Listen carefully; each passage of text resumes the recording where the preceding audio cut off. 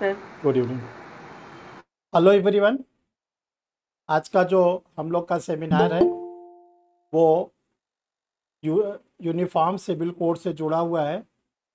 और आज हमारे जो भी लोग इस पे जुड़े हैं वो स्टेट ह्यूमन राइट्स ऑर्गेनाइजेशन के मेंबर्स हैं और पदाधिकारी हैं।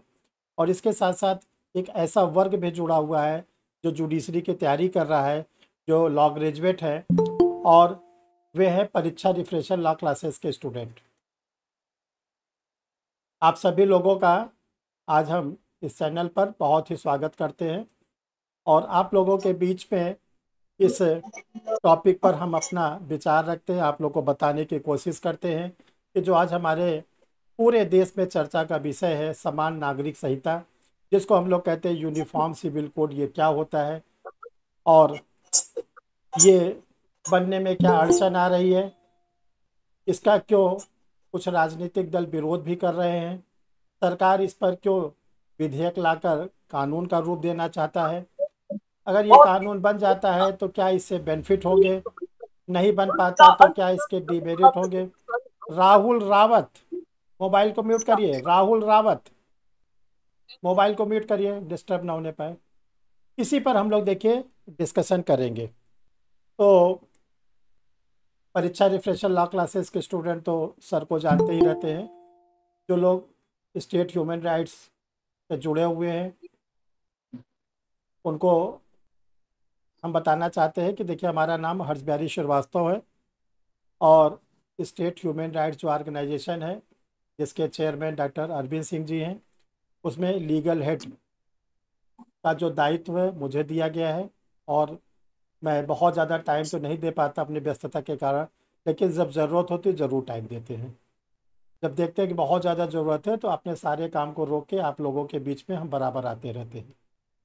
तो देखो आज का जो ये टॉपिक है समान नागरिक संहिता।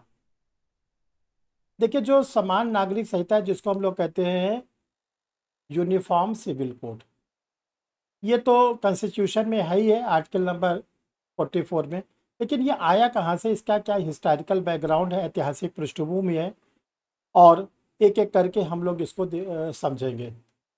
देखिए जो हमारा भारत की संस्कृति है, भारत की सभ्यता है, भारत का ऐतिहासिक विकास है, इसमें शुरू से ही कहीं न कहीं से मानव के द्वारा मानव का हनन, अधिकारों का हनन होता रहा है, जिसके लिए मानवाधिकार की उत्पत्ति हुई है। और देखिए जो मानवाधिकार ह्यूमन राइट्स होता है, इसमें मानव ही मानव के अधिकार को तोड़ता है। मानव के अधिकार कोई जीव जंतु नहीं तोड़ते, न कोई पेड़ पौधे तोड़ते हैं, हम ही लोग तोड़ते हैं। चाहे किसी मानव के साथ हम कोई अपराध करते हैं, किसी मानव के हम विधिक अधिकार का उल्लंघन करते हैं, किसी मानव को हम सुचारू रूप में जीने नहीं देते, तो मानव के द्वारा मानव के अधिकारों को तोड़ना ये आदिकाल से चला है। कभी बर्बर रूप में, कभी अशिक्षित रूप में। तो इसके लिए हमारी सरकार ने, जो हमारे उस समय राजतंत्र होता था, मोनार्की होता था, हमारे राजा महाराजा क्या करते थे, फिर धीरे धीरे हमारे यहाँ विदेशी शक्तियाँ आई, वो लोगों ने क्या क्या इस पे किया। फिर बहुत लंबे समय तक हम लोगों के बीच में ब्रिटिशर्स रहे हैं, ब्रिटिश ने क्या किया। और इसके बाद स्वतंत्र होने पर हमारी स्वतंत्र सरकार ने, जो भारत की आज लोकतांत्रिक गणतंत्रात्मक सरकार है, डेमोक्रेटिक गवर्नमेंट है, रिपब्लिक गवर्नमेंट है, उसने क्या किया, इसी पर देखिए हम लोग एक एक करके चर्चा करेंगे। देखिए जो हमारे समाज में शुरू के दिनों में, चाहे वो एंशिएंट पीरियड रहा हो चाहे मेडिवल पीरियड रहा हो, जो भी इविल्स रहे हैं, जो भी बुराइयां रही हैं, उसको रोकने के लिए हमारे ही समाज के बीच से लोग निकले और उन्होंने उस बुराइयों को दूर करने की कोशिश किया, जिसके कारण उनको हम लोग कहते हैं समाज सुधारक, रिफॉर्मर। उसमें जैसे नाम आते हैं राजा राम मोहन राय, ईश्वर चंद्र विद्यासागर, ये सब ऐसे नाम हैं कि जिन्होंने अपने समय में जो क्रांति का रूप लिया और समाज में बहुत बड़ा बदलाव लाया, और जिससे समाज की कुरीतियां रुकती गई। बहुत से नाम हैं, गांधी जी हैं, जवाहरलाल नेहरू हैं, सरदार पटेल हैं, सुभाष चंद्र बोस है, क्रांतिकारी भी थे, समाज सुधारक भी थे ये लोग। तो जैसे उस समय हमारे समाज में जो कुरीति थी, जैसे सती प्रथा, अगर कोई स्त्री का पति की मृत्यु हो जाती थी तो उस स्त्री को पति के चिता के साथ जला दिया जाता था। बड़ी क्रूर, बड़ी निंदनीय। उसका बीड़ा उठाया राजा राम मोहन राय ने, ये तो बिल्कुल गलत है। और आप जानते हैं कि सती प्रथा को उस समय के जो विलियम बेंटिंग थे, उन्होंने भी सराहना किया और सती प्रथा को रोकने के लिए उन्होंने कानून बनाया। सती प्रथा रोकी गई। बाल विवाह होता था, छोटी उम्र में बच्चों की विवाह हो जाते थे, 6 साल 7 साल 8 साल। और पता ये चलता था कि जब वो अपने इनलाज के घर जाती थी, ससुराल जाती थी, और कहीं उनके पति की मृत्यु हो गई तो उनका जीवन बहुत दुर्भर हो जाता था। उस पर भी रोक लगाई गई शारदा एक्ट के द्वारा। और दूसरी बात होती थी, अगर कोई विधवा हो गई स्त्री तो उसका रीमैरिज नहीं होता था। ये होता था कि नहीं, वो विधवा के रूप में रहना पड़ता था और उसका जीवन बिल्कुल नर्क के तुल्य हो जाता था। उस पर भी ईश्वर चंद्र विद्यासागर ने विडो रीमैरिज के लिए प्रयास किया, उस पर कानून भी बना और रीमैरिज विडो का उस समय से शुरू हुआ, आज भी होता रहा। ऐसे अनेक सुधार महिलाओं को लेकर था। महिलाओं को न तो पठन पाठन का अधिकार था, नौकरी की तो बहुत दूर की बात थी, और उनको समाज में बिल्कुल अलग रूप में रखा जाता था। और जो पुरुष होते थे वही समाज को संचालित करते थे, जबकि समाज में स्त्री और पुरुष दोनों बराबर होने चाहिए थे, क्योंकि समाज तभी संतुलन आ सकता है जब स्त्री पुरुष दोनों को समान अधिकार है। इस पर भी हमारे मध्यकालीन में, एंशिएंट पीरियड में, मेडिवल पीरियड में क्या होता था, बहुत से विभिन्नताएं देखने को मिलती रहती थी। तो मानव को, ये कोई हमारे देश भारत की बात नहीं थी, ये पूरे विश्व की समस्या बनी हुई थी। तो पहली बार विश्व स्तर पर जो समाज था हम लोगों का, उस समय चूंकि मोनार्की होती थी, राज्य तंत्र होता था, तो हम लोग का जो नाम होता था राजा प्रजा। राजा जो होता था वो अपने सुख सुविधा के लिए परेशान रहता था और प्रजा को कोई विशेष अधिकार नहीं मिलते थे। जो राजा को उनकी मर्जी के अनुसार प्रजा को दिया, नहीं दिया तो कोई बात। राजा ही कार्यपालिका होता था, राजा ही विधायिका होता था, राजा ही न्यायपालिका होता था। राजा ही सब कुछ अपने अनुसार चलाता था। पहली बार ब्रिटेन के जो जॉर्ज फिफ्थ थे राजा, उन्होंने 1215 ईस्वी में पहली बार पूरे विश्व में जो वहाँ की प्रजा थी उनको पहली बार उन्होंने अधिकार दिया, सामंतों के विरुद्ध। उसको कहते हैं मैग्ना कार्टा। 1215 ईस्वी में पहली बार, अगर आप कहिए कि मानव अधिकारों का एक बीज पड़ा। कहाँ पर? ब्रिटेन में। इसके बाद जब अमेरिका की स्वतंत्रता हुई जॉर्ज वाशिंगटन के नेतृत्व में, तो वहाँ पर बिल ऑफ राइट्स लाया। बिल ऑफ राइट्स के द्वारा भी मानव के अधिकारों को स्वतंत्रता प्रदान की गई। और जहाँ तक हम लोगों की स्थिति थी भारतीयों की, हम लोग तो पूर्ण रूप से गुलाम थे। मुगल शासक के गुलाम रहे, फिर ब्रिटिशर्स के गुलाम रहे, तो हम लोग के यहाँ तो इस सब बातों की चर्चा ही नहीं होती थी। अब आया यूएन का चार्टर, संयुक्त राष्ट्र संघ का चार्टर, जो 26 जून 1945 को सिग्नेचर हुआ 51 देशों के द्वारा, और 24 अक्टूबर 1945 को चार्टर लागू किया। तो चार्टर में ये कहा गया कि अब लोगों के बीच में भेदभाव नहीं होगा। भेदभाव का मतलब धर्म के आधार पर, जात के आधार पर, लिंग के आधार पर, निवास स्थान के आधार पर कोई भेदभाव नहीं होगा। कोई देश किसी को गुलाम नहीं बनाएगा, बंधुआ मजदूरी नहीं होगी। और यूएन के अंतर्गत बनाया गया अंतर्राष्ट्रीय श्रम संगठन, इंटरनेशनल लेबर ऑर्गेनाइजेशन, की बंधुआ मजदूरी नहीं होगी, बल्कि लोगों को काम करने के बदले में एक निश्चित वेतन मिलेगा। और उस समय 51 देशों ने संयुक्त राष्ट्र के चार्टर में हिस्सा लिया और 51 देश उसके मौलिक सदस्य थे। हम लोगों का देश का नाम उस समय था ब्रिटिश इंडिया, हम भी उसके सदस्य थे 51 के। और ब्रिटेन जो हमारे ऊपर शासन कर रहा था वो भी सदस्य थे। देखिए, बड़ी अच्छी विडंबना थी, जो हमको गुलाम बना के रखा था वो भी उसका सदस्य और जो गुलाम थे वो भी उसके सदस्य। तो चूंकि हमारे जो स्वतंत्रता सेनानी थे उसमें मैक्सिमम लोग बैरिस्टर थे, जवाहरलाल नेहरू, गांधी जी, सरदार पटेल, सच्चिदानंद सिन्हा, डॉक्टर राजेंद्र प्रसाद, इन लोगों ने यूएन के हेडक्वार्टर न्यूयॉर्क में इस बात को उठाया कि ब्रिटेन हमको कैसे गुलाम बनाया है। इसी बीच में फिर जो यूएन है, संयुक्त राष्ट्र संघ, इसके 6 आर्गन्स हैं। पहला इसका आर्गन्स है जनरल असेंबली, महासभा। दूसरा है सिक्योरिटी काउंसिल, सुरक्षा परिषद। तीसरा है इकोनॉमिक एंड सोशल काउंसिल, आर्थिक एवं सामाजिक परिषद। चौथे नंबर पर है ट्रस्टीशिप काउंसिल, न्यायधारिता परिषद। 5वें नंबर पर है इंटरनेशनल कोर्ट ऑफ जस्टिस, न्याय का अंतर्राष्ट्रीय न्यायालय। और 6ठे नंबर पर है सचिवालय, सेक्रेटरीट।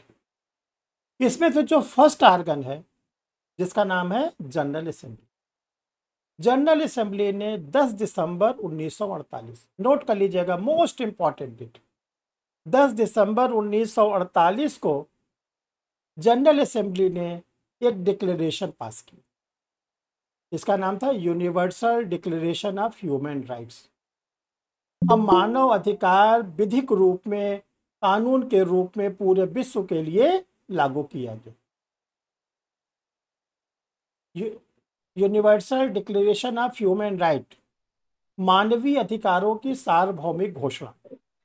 और इसमें 30 आर्टिकल्स रखे गए, 30 अनुच्छेद रखे गए, जिसमें यह कहा गया कि अब विश्व स्तर से मानव को सारे अधिकार दिया जाए ताकि मानव का विकास हो सके, मानव का शोषण न हो, मानव को बेचा न जाए, मानव का बॉन्डेड लेबर न कराया जाए।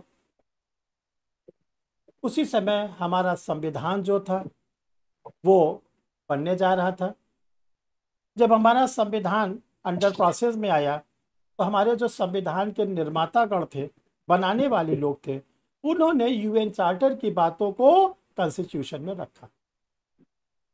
और कॉन्स्टिट्यूशन में उन्होंने रखने के बाद ये कहा कि जो छुआछूत है, छूते नहीं एक दूसरे को, जो लोग दलित हैं, जो लोग आदिवासी हैं, महिलाएं हैं, सबको संविधान में बराबर बराबर स्थान।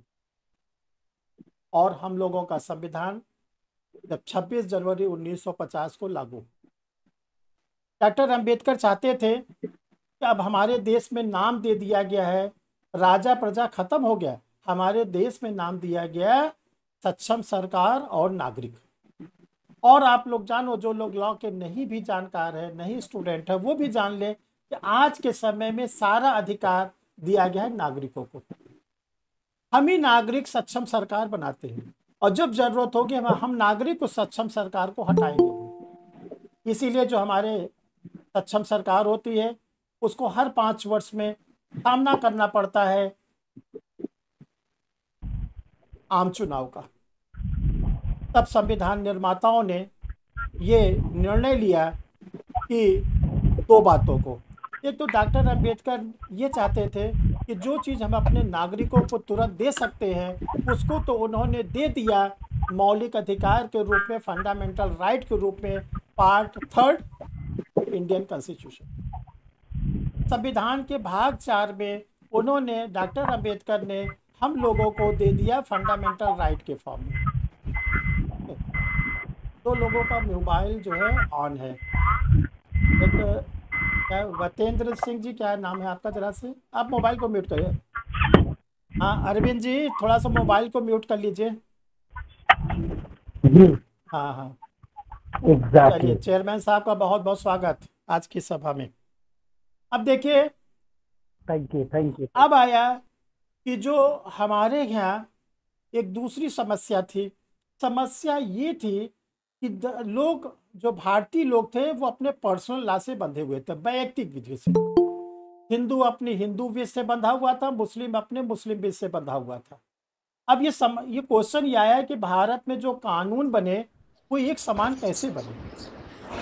तब उस समय हमारे संविधान निर्माताओं ने इसको डाल दिया संविधान के भाग 4 में और उसका नाम दिया गया DPSP, directive principle of state policy. राज्य की नीति के निदेशक तत्व, राज्य की नीति के, आयुष जी जरा मोबाइल को म्यूट कर लीजिए। सर। नमस्कार नमस्कार, मैं थोड़ा म्यूट कर लीजिए मोबाइल को, उससे ओके। आवाज़।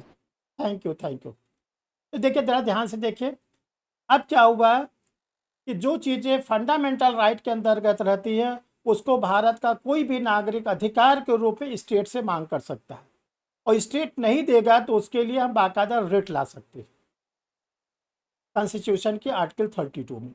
रही बात जिन चीज़ों को हम लोग डीपीएसपी में डाल देते हैं उसके लिए नागरिक कोई मांग नहीं कर सकते, वो पूरा का पूरा स्टेट पे छोड़ दिया जाता है, सरकार पे छोड़ दिया जाता है कि जैसे जैसे सरकार सक्षम होगी वैसे वैसे सरकार डीपीएसपी की चीज़ों को नागरिकों को प्रदान करेगी। तो चूंकि यूनिफॉर्म सिविल कोड जो आज का मेन टॉपिक है वो रखा गया था डीपीएसपी में, राज्य की नीति के निदेशक तत्व में, कॉन्स्टिट्यूशन के आर्टिकल 40 में। इसलिए हम नागरिक लोग 1950 से लेकर 2023 चल रहा है, कभी भी ये मांग नहीं कर सके कि हमको समान नागरिक संहिता चाहिए, क्योंकि हम लोग को संविधान में मना था नागरिकों को देने का अधिकार केवल और केवल किसके पास था? सक्षम सरकार। जब हमारी सरकार सक्षम हुई, सरकार ने जो हमारा समाज है, हम लोग के पास क्या है? नागरिकता केवल भारतीय। हम लोग किसी भी प्रदेश में रहते हैं, किसी भी केंद्र शासित प्रदेश में रहते हैं, हमारा नाम है भारतीय। हम लोग अपनी नागरिकता लिखते हैं, राष्ट्रीयता लिखते हैं तो लिखते हैं भारतीय। अब प्रश्न आया कि जो हमारी सरकार 1950 में संविधान लागू होते समय अंडर डेवलप थी, अल्प विकसित राष्ट्र था, खाने को रोटियां नहीं थी, तो हम लोगों ने नीति निदेशक तत्व को 1950 में छुआ नहीं, क्योंकि उस समय हमारी मूलभूत समस्या नहीं पूरी होती थी। रोटी नहीं थी, तन ढकने के लिए कपड़े नहीं थे, रहने के लिए आवास नहीं था। जो हम लोग ग्रामीण अंचल में रहते, गांव भी बड़ा, हम लोग का क्या होता था? जीव जंतुओं से, वाइल्ड एनिमल से भरा होता था। लेकिन जब हमारी सरकार विकासशील हुई तब सरकार ने एक एक कानून बना के राज्य की नीति निदेशक तत्व पर कानून बनाया। जैसे वन अधिनियम बनाया, वनों को सुरक्षित किया गया, गांव को सुरक्षित किया गया, फॉरेस्ट एक्ट बन गया। जितने जंगली जीव जंतु थे जिनको हम लोग वाइल्ड एनिमल कहते हैं, उनको सबको जंगल में रखा गया। पर्यावरण पर अधिनियम बनाया गया, पर्यावरण कानून बन गया। पंचायती राज, ये भी नीति निदेशक तत्व, इसको भी कानून बना, और कानून बन के आज पंचायती राज भी संवैधानिक निकाय बन गई। फ्री एजुकेशन था हमारे नीति निदेशक तत्व में, उसको भी सरकार ने कानून बना के 6 से 14 वर्ष के बच्चों को फ्री एजुकेशन देना शुरू कर दिया। अब समस्या आई कि जो डीपीएसपी में जो सबसे बड़ी बाधा है वो है समान नागरिक संहिता, जिसको लेकर पूरे विश्व भारत में चर्चा हो रही है, और इसका विरोध भी हो रहा है, समर्थन भी हो रहा है। सरकार ने इसके लिए विधि आयोग को बना दिया है। विधि आयोग को कहा गया है कि आप इसकी ड्राफ्टिंग करिए, और ड्राफ्टिंग करने के पहले आप समाज के लोगों से बातचीत करिए, अल्पसंख्यक समुदाय से बात करिए, बहुसंख्यक समुदाय से बात करिए, और तब इसके लिए ड्राफ्ट तैयार करिए। अब इसके ड्राफ्ट में क्या रखने की बात हो रही है? इसकी अगर ये समान नागरिक संहिता को भी कानून का रूप दे दिया जाता है तो क्या दिक्कत आएगी? इसको हम आपको सामने रखना चाहते हैं। देखिए, जब नीति निदेशक तत्व के कोई भी प्रावधान को लागू किया तो इसका विरोध नहीं हुआ। पंचायती राज का गठन किया गया, अभी विरोध नहीं हुआ, बल्कि कांग्रेस पार्टी ने ही पंचायती राज हम लोगों को दिया है, पीवी नरसिंह राव ने, और उसका नतीजा है कि आज गांव विकसित हो गए। जब फ्री एजुकेशन देने की बात हुई भी कोई विरोध नहीं हुआ, आज 6 से 14 वर्ष के बच्चों को फ्री एजुकेशन दिया जा रहा है। जब पर्यावरण अधिनियम बनाने की बात हुई तब भी इसका विरोध नहीं हुआ। जब वन अधिनियम बनाने की बात हुई तब भी विरोध नहीं हुआ। जब वाइल्ड एनिमल एक्ट बनाने की बात हुई तब भी विरोध नहीं हुआ।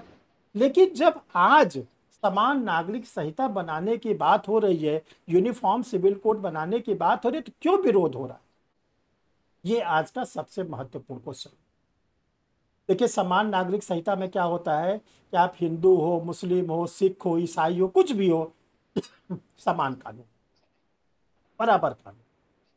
अब ये कहा जा रहा है कि जो हिंदू लॉ में ऐसे कानून थे जो क्रूरता थे, बर्बर थे, उसको तो संशोधन करके बदल दिया गया। चाहे वो सती प्रथा रहा हो, चाहे विधवा विवाह रहा हो का समर्थन, बाल विवाह का। लेकिन अगर किसी भी विधि में अगर मानवीय अधिकार का उल्लंघन हो रहा है, चाहे उनका पारिवारिक ही विधि क्यों ना हो, तो उस पर क्यों ना रोक टोक लगाई जाए। भारत लोक कल्याणकारी राज्य है, वेलफेयर स्टेट है। हमारी सरकार की जिम्मेदारी है कि जितने भी नागरिक हैं सबका कल्याण करने की योजना बनानी है सरकार को। सरकार कोई वर्ग विशेष को लेकर आगे नहीं बढ़ सकती। अब आती है समस्या क्या क्या है जिसके लिए विरोध हो रहा है। देखिए, हिंदू जो हमारे लोग का वैयक्तिक विध है, इसमें भी बहुत सी कमियां थी। पर्सनल लॉ में ऐसा नहीं था, उसको दूर किया गया। जैसे अभी हमने आप लोग को बताया कि पहले महिलाओं को न तो शिक्षा का अधिकार था, न तो नौकरी का अधिकार था, न समाज में आगे बढ़ने का अधिकार था, न राजनीति में जाने का अधिकार था। लेकिन आज आप कोई क्षेत्र उठा के देखिए, आपको महिलाएं मिले। आज बाल विवाह होता है? कतई नहीं। सती प्रथा होता है? कतई नहीं। विधवाओं का विवाह होता है? बढ़ चढ़ के होता है। और इसके साथ साथ हम लोगों ने पंथ निरपेक्ष सेकुलर का स्टेटस लिया है। सेकुलर में सब लोगों के लिए बराबर अधिकार और बराबर होना चाहिए कानून। अब आता है इसका विरोध क्यों हो रहा है मुस्लिम धर्म के द्वारा या अन्य धर्म के अनुयायियों के द्वारा।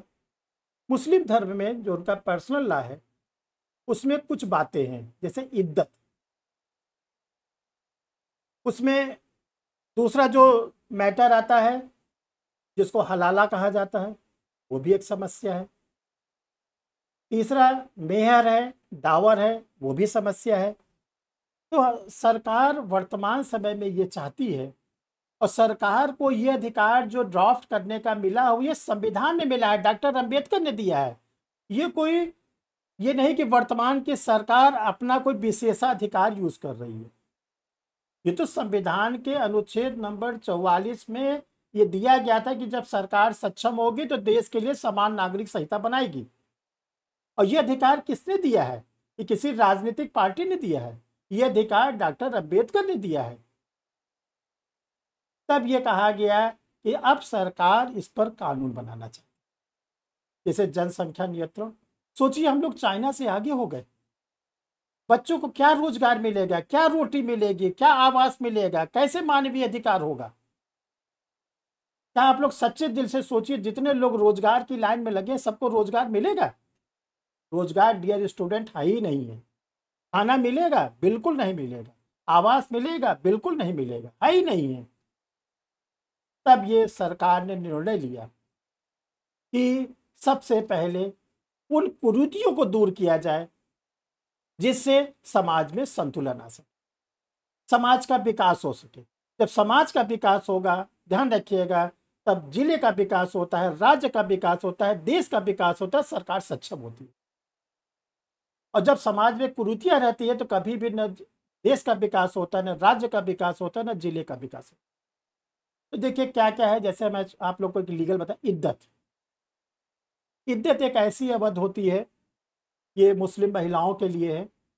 जब कोई बेगम, मुस्लिम स्त्री, उसका पति अगर उसको तलाक दे देता है या वो विधवा हो जाती है, अगर उसको तलाक दे देता है उसका पति, उस स्त्री को तीन मासिक धर्म, जो लेडीजों का मासिक धर्म होता है, 3 मासिक धर्म तक उसे इद्दत पे रहना पड़ता।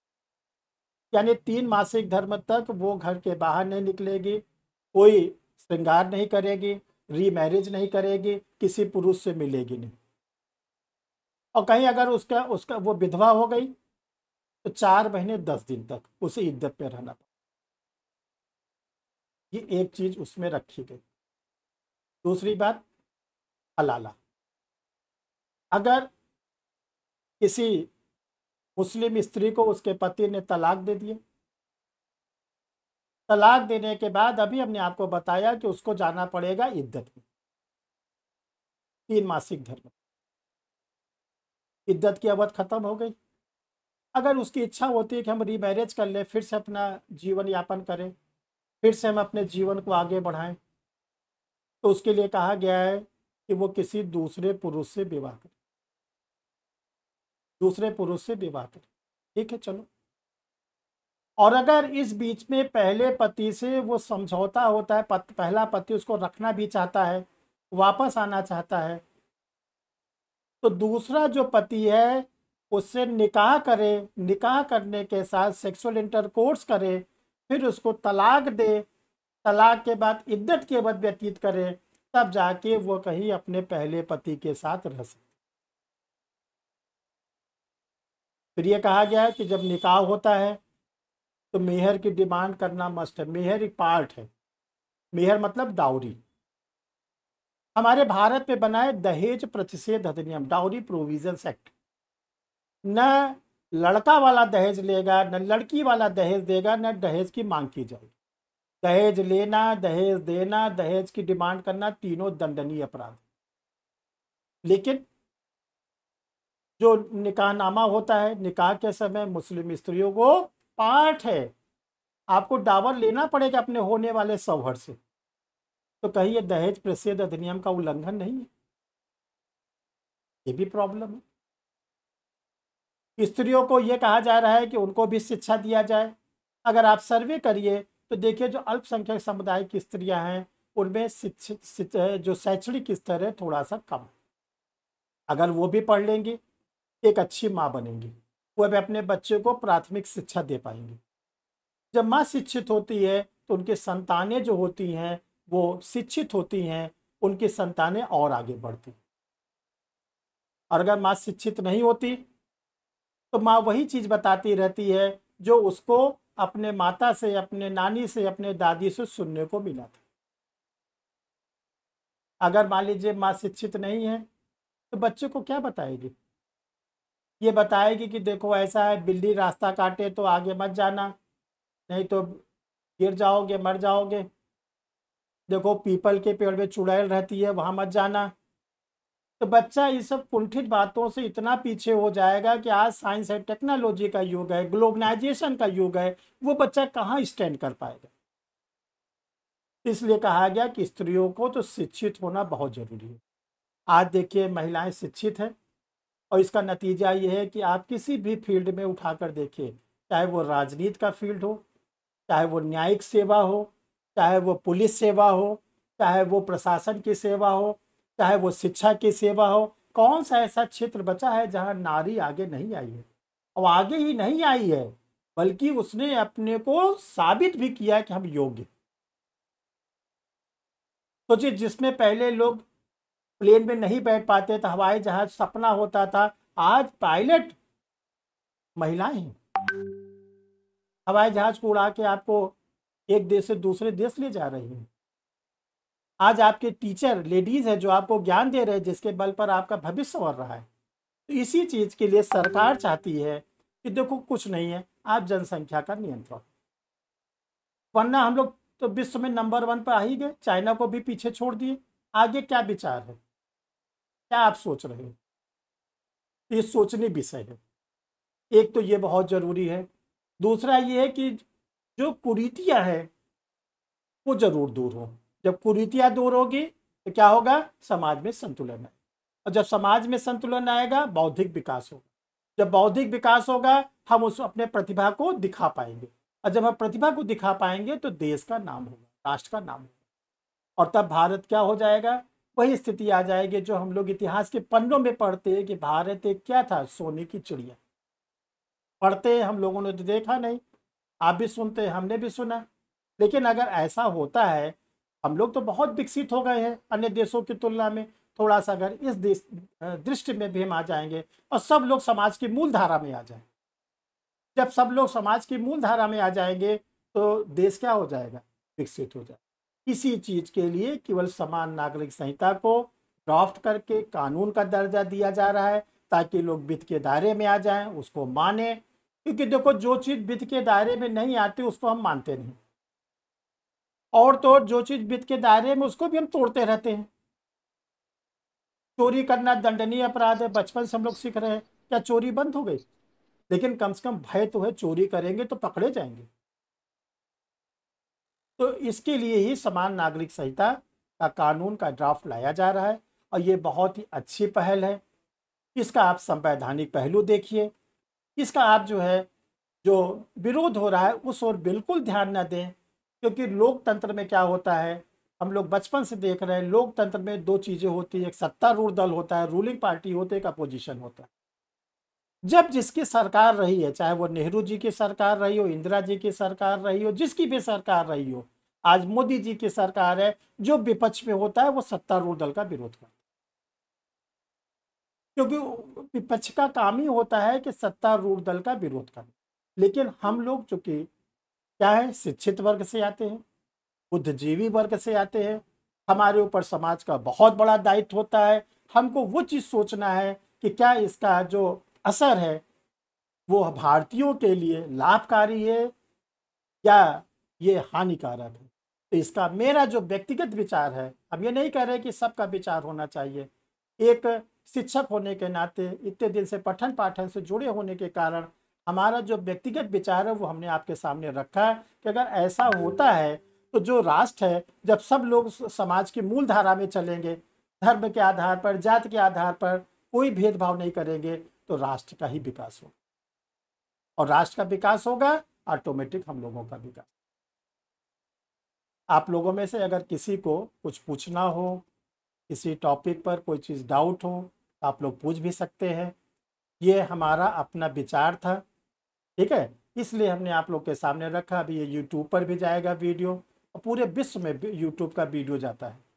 तो चूँकि जो स्टेट ह्यूमन राइट्स ऑर्गेनाइजेशन है, जिसके हमारे चेयरमैन डॉक्टर अरविंद जी हैं, बैठे हुए हैं, इन्होंने बहुत बड़ा बीड़ा उठाया है, और इतना बड़ा बीड़ा उठाया है कि ये आप लोग जो लोग संगठन से नहीं जुड़े हैं, आप देखेंगे तो आपको लगेगा कि नीति आयोग से तो मान्यता प्राप्त है ही है, कई देशों में मान्यता प्राप्त है, नेपाल में इसके शाखा खुली हुई है, और अगला प्रयास संयुक्त राष्ट्र चार्टर के तहत है, ताकि ये आवाज़ है, आवाज़ को आप रोक नहीं सकते, ये विश्व में ये आवाज़ पहुँचे। तो हम चाहते हैं ये आवाज़ कम से कम यूट्यूब चैनल के द्वारा तो पहुँचे। हमने न तो किसी की बुराई किया, न तो किसी की आलोचना किया, हमने जो बातें किया वो संविधान के दायरे में किया, और एक विचार रखा कि अगर ऐसा होता है तो ये बहुत ही अच्छी पहल होगी, और इससे कोई एक जाति का, एक धर्म का, एक समुदाय का व्यक्ति लाभान्वित नहीं होगा, पूरा राष्ट्र लाभान्वित होगा। और हम समझते हैं कि अगर हम भारत के सच्चे नागरिक हैं तो हमारे दिल में सबसे पहले बसना चाहिए देश। देश से ऊपर कोई चीज़ नहीं होती। तो अगर देश का विकास हो रहा है तो हम लोग अपना समय भी दें, अपना विचार भी रखें, ताकि हर व्यक्ति के अंदर देश की भावना आना बहुत ज़्यादा। और इसके लिए हम स्टेट ह्यूमन राइट ऑर्गेनाइजेशन को बहुत बहुत धन्यवाद देना चाहते हैं कि एक बहुत बड़ा बीड़ा उठाया गया है, और हर ज़िले में इसकी शाखाएं खुलती जा रही हैं, लोग जुड़ते जा रहे हैं। ये एक संगठन एक तरह से आंधी की तरह चल रहा है, और ज़्यादा नहीं, अभी 1-1.5 साल पहले इसका बीड़ा उठाया गया था, ऐसा नहीं कि 10-20 साल पुरानी संस्था। हाँ, ये जरूर है कि हम अरविंद जी एक संस्था से और भी जुड़े थे, तब भी हम लोग सेवा देते थे मानवाधिकार की, और आज भी सेवा दे रहे हैं। आप लोग भी इससे जुड़े और लोग को बताएं कि ये जो संगठन है ये केवल और केवल मानवीय अधिकारों के लिए जुड़ा हुआ है, न तो कोई राजनीतिक संगठन है, और न हम लोग को राजनीति से कोई लेना देना है। राजनीति करने वाले बहुत से लोग अपना राजनीति करें, हम लोग तो वही है कि एक समाज के सिपाही हैं, समाज के सिपाही के नाते जो कर सकते हैं वो करते रहते हैं। अपने विचार को तो हम रख सकते हैं ना, हमारे विचार को तो कोई नहीं रोक सकता है ना, क्योंकि हमको संविधान के अनुच्छेद नंबर 19 में मिला हुआ है speech and expression, fundamental right, वाक और अभ्युदय की स्वतंत्रता। तो उसको हम अपने विचार को रखें, इसीलिए इसको ऑनलाइन रूप में इसलिए किया गया कि इसको कम से कम यूट्यूब चैनल पर डाला जाएगा तो सर्कुलेट होगा, और जिस चैनल के द्वारा डाला जाएगा, आज उसके 16,000 सब्सक्राइबर है अरविंद जी, तो कम से कम 16,000 तो तत्काल उनके चैनल पर आ जाएगा, जो उनका लैपटॉप है, जो उनका सिस्टम है, उनके पास तो तुरंत आ जाएगा कि 16,000 लोगों के पास की क्या आवाज़ पहुंची। और इसके बाद जो अन्य लोग देखना चाहेंगे वो भी जुड़ेंगे। बिल्कुल। और अगर आप लोग को देखो, बिल्कुल आप लोग खुले दिल से अगर किसी भी बात को पूछना चाहते हैं। बाकी तो देखिए, परीक्षा रिफ्रेशर लॉ क्लासेस के स्टूडेंट है, ये लोग खुद ही विधि के विद्वान हैं, भावी हाँ भावी जज हैं। जी। तो इन लोग को तो सुबह शाम सर का लेक्चर मिलता ही रहता है। हम चाहते हैं कि जो हमारे स्टेट ह्यूमन राइट्स ऑर्गेनाइजेशन के पदाधिकारी सदस्यगण जुड़े हुए हैं, अगर उनको कोई संदेह हो, कोई डाउट हो, कोई चीज़ पूछना चाहे तो पूछ सकते हैं। बोलिए भाई, कोई एनी क्वेश्चंस? जी मैं हेलो। हाँ अरविंद। जी सर, पहले तो मैं धन्यवाद आपको देना चाहूँगा और सभी ऑनलाइन प्लेटफॉर्म पे जुड़े हुए प्रतिभागियों को मेरा और मेरी संगठन की तरफ से साधुवाद है। और ये जो यूसीसी का सरकार कॉन्सेप्ट लेकर आ रही है, ये निश्चित तौर पर मानवता की दिशा में एक कदम है। और प्रदेश मानवाधिकार संगठन इस यूसीसी का खुले रूप में और एकदम समर्थन करता है, संगठन के रूप में समर्थन करता है, क्योंकि मानवता की ओर एक कदम बढ़ाना, समानता की ओर एक कदम बढ़ाने के लिए है। और आज का समाज, जब हम भारतवर्ष विश्व गुरु की कतार में खड़ा है और आगे बढ़ रहा है और विश्व के अन्य देश भारत से सीख रहे हैं, तो उस स्थिति में भारत में भी ऐसी चीजें होनी चाहिए कि सर्वधर्म में सब एक कानून के तहत आना चाहिए, ताकि किसी के साथ किसी के हक को कोई मार ना सके। सब व्यक्ति, चाहे वो महिला हो, पुरुष हो, ट्रांसजेंडर हो, सब आज के समय में बराबर है। प्रतिस्पर्धा सबके लिए बनी हुई है। ऐसा ना हो कि समाज का एक वर्ग कुछ कुरीतियों के कारण पीछे छूट जाए। अंबेडकर जी की सोच भी वही थी। और आज 2023 में हम प्रवेश कर चुके हैं, आजादी के 75 साल से ज्यादा हो चुके हैं। और अब भी अगर इस तरह की समान नागरिक संहिता पर कुछ सो कॉल्ड लोगों के द्वारा, कुछ संगठनों के द्वारा अगर विरोध किया जाता है, तो निश्चित तौर पर सामाजिकता पर, मानव के हितों पर, मानवता पर कुठाराघात होगा। और हमारी आप सभी प्रतिभागियों से अनुरोध है कि इस बात को समाज में जरूर से जरूर पहुंचाएं कि जो मिसगाइडेड लोग मिसगाइडेड तरीके से समाज में मिसकम्युनिकेशन कर रहे हैं, वो ना हो, लोगों को वास्तविकता पता चले। एक छोटी सी बात करना चाहूंगा, बहुत जल्द ही मैं अपनी बात समाप्त करूंगा। मैं केवल एक बात ये कहना चाहता हूं कि आज जब पूरा विश्व आगे बढ़ रहा है, टेक्नोलॉजी एआई की बात कर रहा है, क्या उस समय में आज एक स्त्री की वैवाहिक स्थिति की आयु 9 साल या 10 साल या 11 साल रखी जा सकती है? सोचने की बात है। जहां वो व्यक्ति या वो गर्ल अपनी स्थिति को सही से नहीं जज कर सकती, क्या ऐसा अच्छा लगेगा? ऐसा सही है? किसी भी स्वस्थ समाज के लिए सही नहीं। तो हमारा संगठन, प्रदेश मानवाधिकार संगठन, इस यूसीसी का पूरे तरीके से, पुरजोर तरीके से समर्थन करता है। और इस कार्यक्रम को, इस प्रोग्राम को इतना ज्यादा इंफॉर्मेटिव, इतना फैक्टफुल, पूरे संविधान निर्माण से लेकर अभी तक directive principle, fundamental right, states के क्या राइट है, इन सब को बताते हुए मैं श्री हर्ष बिहारी जी का, जो कि प्रदेश मानवाधिकार संगठन के लीगल हेड है, के साथ ही साथ आप इंडिया के एक रिनाउंड लीगल एक्सपर्ट भी है, मैं कोटि कोटि साधुवाद देता हूं। और संगठन के लोगों को और जो भी लोग साथ में जुड़े हुए हैं, उन तक इस सूचना को पहुंचाने और विस्तृत चर्चा करने के लिए पुनः धन्यवाद देता हूं। सबको साधुवाद, धन्यवाद। बहुत बहुत धन्यवाद चेयरमैन साहब। और हम सब लोग को ये बताना चाहते हैं कि 15 अगस्त को हम लोग का स्वतंत्रता दिवस है। तो इस प्लेटफॉर्म से जो भी हम लोग के ऐतिहासिक तिथि होती है, कोई ना कोई हम लोग कार्यक्रम करते हैं। अभी 14 अप्रैल को डॉक्टर अंबेडकर की जयंती पर एक डिबेट किया गया था कि जो सुप्रीम कोर्ट में कोलेजियम सिस्टम है, यानी कि जज के द्वारा जज का अपॉइंटमेंट होता है, इस पर सबके विचार लिए गए थे और स्टूडेंटों ने बहुत बढ़ चढ़कर हिस्सा लिया था। अब हम लोग 15 अगस्त को स्वतंत्रता दिवस पर ऑनलाइन फिर मिलेंगे। देखिए, ऑनलाइन प्लेटफॉर्म ये होता है कि आप अपना काम करते रहिए, घर में रहिए। अभी किसी से कहिए इतने बजे वहाँ पहुँच जाओ, तो इतनी व्यस्त व्यस्त लाइफ हो गई है कि अगर पहले से ना मालूम हो, लोग जा नहीं सकते। और आज क्या है, इस प्लेटफॉर्म से आप देखिए दिल्ली से लोग जुड़े हुए हैं, शिव कुमार हैं, पल्लवी बॉम्बे से जुड़ी हुई है, आशुतोष पटेल लखनऊ से जुड़े हुए हैं, अर्चना जी है दिल्ली से जुड़ी हुई है, चंदन हमारे बेगूसराय, यानी पूरा भारत जुड़ा हुआ है। तो हम ये समझते हैं कि कम से कम 1 महीने 2 महीने पे एक ऑनलाइन सेमिनार होना बहुत ज़रूरी है, ताकि फिजिकली तो हम लोग मिलते ही रहते हैं। तो ऑनलाइन सेमिनार से क्या होता है कि हम लोग पूरे भारत को एक छोटे से प्लेटफॉर्म में जोड़ लेते हैं और अपने विचार को हम लोग रख सकते हैं।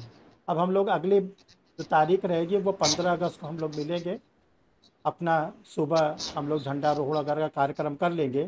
तब इसके बाद शाम को फ्री रहेंगे, तो शाम को हम लोग जो है स्वतंत्रता दिवस के अवसर पर किसी ज्वलंत समस्या पर समाज के, उस पर डिबेट रखा जाएगा। और जो लोग डिबेट में फर्स्ट सेकंड थर्ड आते हैं उनको बाकायदा सर्टिफिकेट भी दिया जाता है, ताकि वो अपने को सम्मानित महसूस करें, कहीं पर उसको रख सके, अपने ड्राइंग रूम की शोभा भी बढ़ा सके। ठीक है ना। तो वो भी पिछले बार 14 अप्रैल में किया गया था, 15 अगस्त को फिर होगा तो फिर किया जाएगा। इसी के साथ आप सभी लोग को बहुत बहुत धन्यवाद कि आप लोग इससे जुड़े और अपने बहुत ध्यान से बातों को सुना। Thank you.